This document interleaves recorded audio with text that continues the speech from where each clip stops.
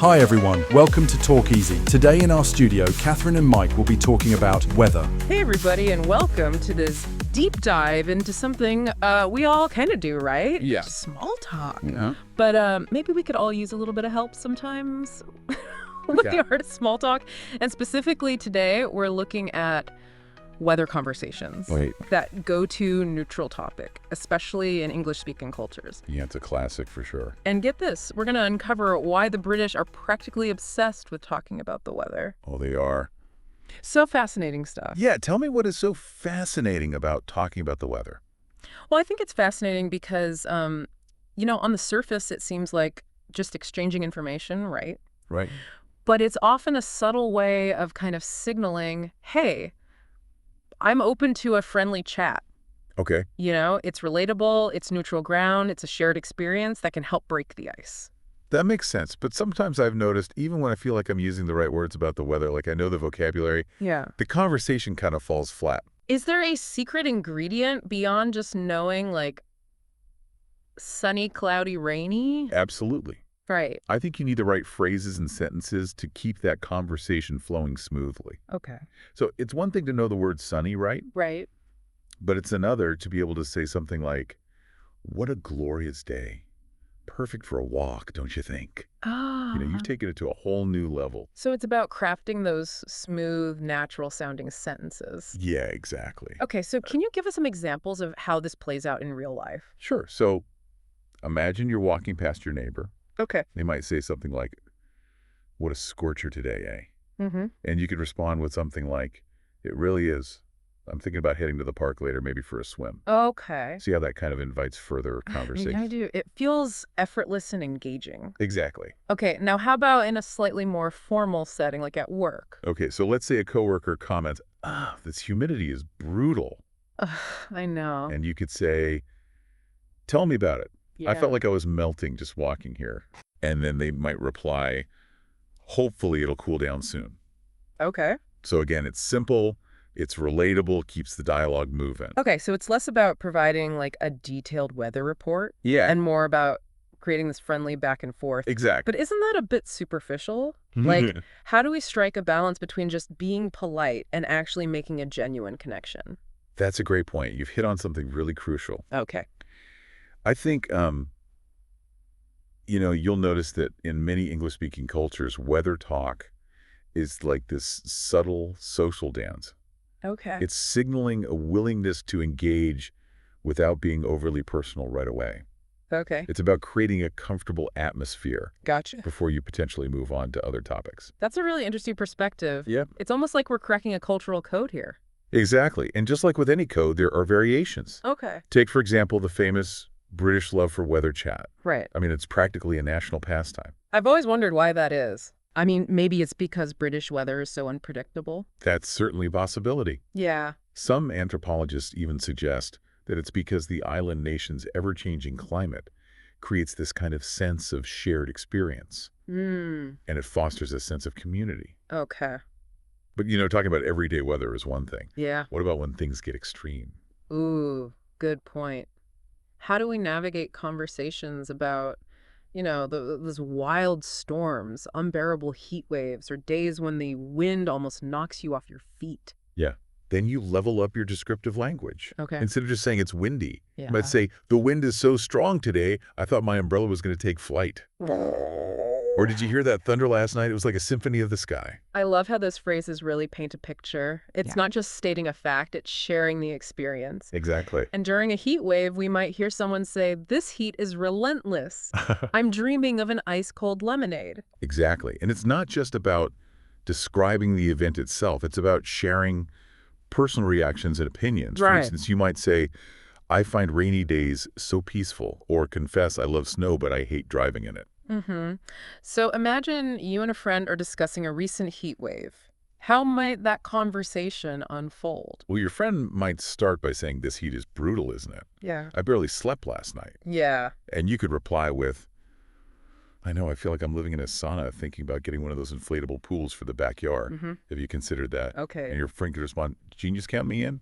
It's amazing how these conversations about extreme weather often become more engaging and personal Yeah. than just the casual chit-chat about a sunny day. I think it's because they tap into stronger emotions, Right. and they have a real impact on our daily lives. Yeah. It becomes less about social niceties and more about sharing experiences and offering support. We've gone from basic weather vocabulary to describing extreme events Mhm. and even touched upon the cultural significance of it all. It's a lot. I feel like I'm already leveling up my small talk game, Yeah. but I am curious, are there any other cultures out there Yeah. with like unique approaches to small talk Oh, yeah, for sure. where maybe weather isn't the go-to topic? Yeah, that's an excellent question. And you're right. Not everyone kicks off a conversation by discussing the wind chill. Okay. Every culture has its own unspoken rules and preferences when it comes to breaking the ice. That's fascinating. It is. It seems there's a whole world of small talk etiquette out there waiting to be explored. There is. Tell me more. Well, let's hold that thought for a moment. We'll delve into this fascinating world of cultural differences and small talk after a quick break. Stay tuned. Okay, so we're back, and I'm ready to, travel the world through small talk. Oh, yeah. You mentioned that not every culture relies on weather chat to break the ice. Right. So what are some alternatives? Well, imagine you arrive at a business meeting Okay. in, let's say, some East Asian cultures. Instead of discussing the recent downpour, you might be greeted with inquiries about your family's well-being. Oh, wow. It's a way of showing genuine concern and building a personal connection before diving into business matters. That's so different from like the casual, hey, beautiful day Right. that we often hear here. Exactly. Sounds much more personal and thoughtful. It is, yeah. It's about understanding Yeah. that what might seem like an innocent comment in one culture Yeah, could be interpreted very differently in another. right. So taking the time to learn about these nuances Mhm. can make a huge difference in how you're perceived. It's almost like learning a secret handshake It is, for each culture. yeah. So what other fascinating examples can you share? Okay, let's journey to some Middle Eastern and African cultures Okay. where hospitality is deeply ingrained. Okay. Offering refreshments or inquiring about someone's journey is a common way to show respect Mm-hmm. and create a warm atmosphere. So instead of like exchanging pleasantries about the humidity, you might be offered a cup of tea and asked about your travels. Exactly. That's a lovely way to start a conversation. It is, and it highlights the importance of being mindful of cultural context. Yeah. What might be considered polite in one culture could be seen as disinterest or even disrespect in another. This is making me rethink my entire approach to small talk. Good. It's not just about mastering phrases. Right. It's about understanding the cultural tapestry behind them. Yes, you got it. Effective communication goes beyond words. Yeah. It's about recognizing and respecting the unspoken rules Right. that shape social interactions in different parts of the world. I'm starting to see how even seemingly small missteps in small talk etiquette could lead to misunderstandings. Oh, absolutely. Are there any examples of this clash of cultural norms? Oh, yeah, for sure. Okay. Take personal space, for instance. Okay. In some Latin American cultures, standing closer during conversations is a sign of warmth and friendliness. Yeah. But someone from a culture where personal space is highly valued might misinterpret this as intrusive or aggressive. Oh, I can see how that could lead to some awkward encounters. Yeah. Imagine accidentally backing away from someone Right. who's simply trying to be welcoming. Exactly. Right. And on the flip side, imagine someone accustomed to a smaller personal space bubble Right. feeling uncomfortable if their conversation partner keeps backing away. It's all about recognizing these differences and adapting accordingly. So much to consider. Are there any cultures where food takes center stage in small talk? Oh, yeah. You know, instead of commenting on the sunshine, you're discussing like the best local dishes. Oh, you read my mind. Uh-huh. In many European countries, especially France and Italy, Okay. food is a cherished part of the culture. Right. And discussing regional specialties or sharing culinary experiences is a wonderful way to connect with people. So instead of nice weather we're having, Yeah, you might hear, have you tried the pasta carbonara exactly. at that little restaurant down the street? It's divine. Precisely, food is a universal language that transcends borders. Yeah. And in these cultures, it's a delicious way to spark conversations and build rapport. I'm starting to feel a bit overwhelmed by all these cultural nuances. Understandably so. Any advice for like navigating this complex world of small talk etiquette Sure. without accidentally committing a faux pas? The best approach, I think, is to embrace curiosity Okay. and an open mind. Okay. Don't be afraid to ask questions. Right. If you're unsure about something, politely inquire about local customs. Okay. People appreciate the effort you're making to understand their culture. So instead of assuming that everyone loves to chat about the weather, Right. we could ask, what are some good topics for small talk in your culture? Exactly. It's a simple question, but it shows respect and a willingness to learn. It transforms potential awkwardness into a chance for cultural exchange. Yeah. It's about moving from a place of assumption to a place of genuine curiosity. This is all so insightful. We've covered the what of small talk, the topics and phrases. Yeah. But what about the how? Oh, that's important. Are there any universal tips for making small talk feel more natural and engaging regardless of cultural background? Absolutely. There are some tried and true strategies Okay. that can help you become a small talk superstar. Okay. I'm all ears. Share those secrets to success. All right. What can we do to feel more comfortable and confident when engaging in small talk? Okay. First and foremost, focus on active listening. Okay. Really tune in to what the other person is saying, even if it's about something as simple as the weather. Make eye contact, nod along, and ask follow-up questions Right. to show you're genuinely interested. It's about being present in the moment Yes, and treating every conversation, no matter how small, as an opportunity to connect. precisely. Yeah. And don't underestimate the power of nonverbal communication. Okay. A warm smile, open posture, and relaxed demeanor can make all the difference in creating a welcoming atmosphere. It's almost like we're sending unspoken signals that say, hey, I'm friendly and approachable. I'm happy to be chatting with you.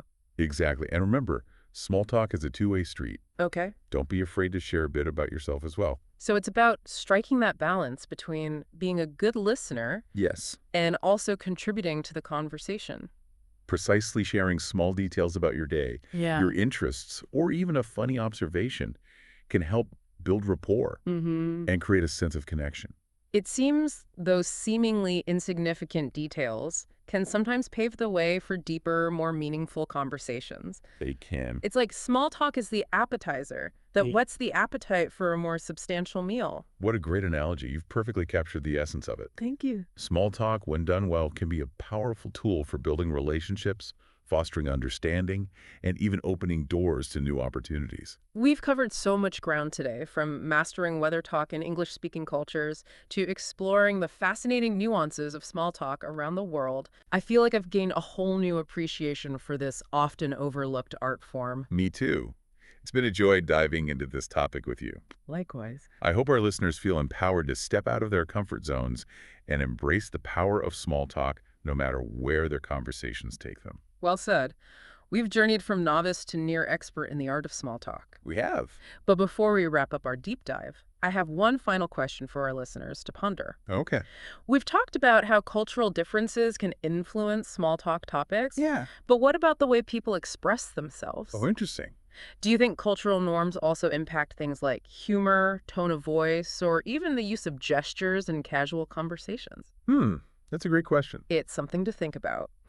And we'll be back after a quick break to recap all the key takeaways from our exploration of the fascinating world of small talk.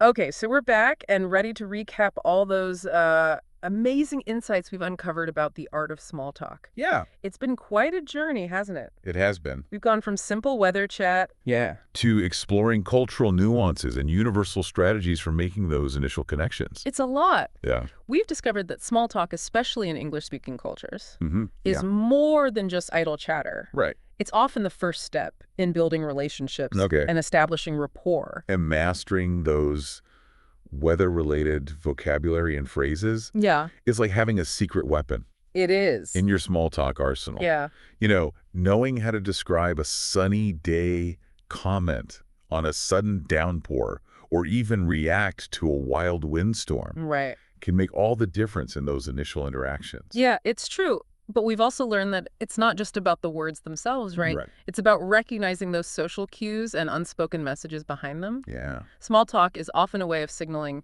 friendliness, openness, Mm. and a willingness to connect. And this is where it gets really interesting because we've uncovered that small talk etiquette can vary drastically from culture to culture. For sure. What might be considered polite and engaging in one part of the world could be perceived as inappropriate or even offensive in another.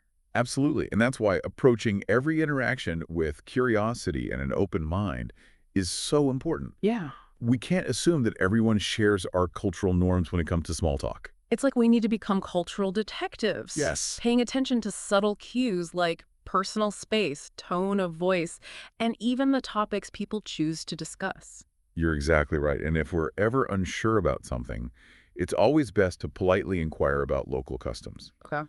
People appreciate the effort we make to understand their culture. So instead of launching into a conversation about the latest weather forecast, we might start by asking, what are some good topics for small talk in your culture? Exactly. It shows respect and a genuine interest in learning from others. So simple, but so effective. It transforms potential awkwardness into a valuable opportunity for cultural exchange.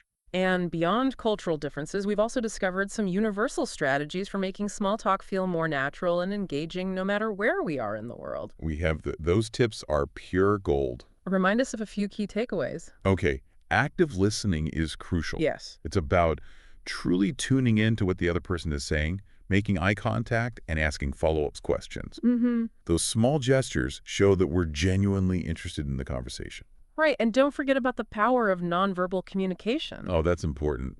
A warm smile, open posture, and relaxed demeanor can create a welcoming atmosphere, even before we utter a single word. It's all about those unspoken signals. It is. And lastly, remember that small talk is a two-way street. Yes, it is. It's about finding that balance between being a good listener Right. and also sharing a little bit about ourselves. Precisely.